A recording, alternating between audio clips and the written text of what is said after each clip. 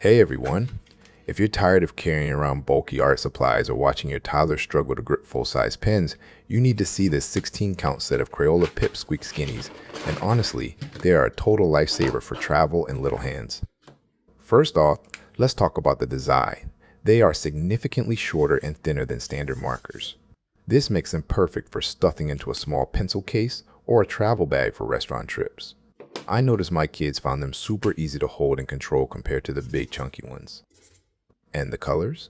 They are surprisingly vibrant for how small they are.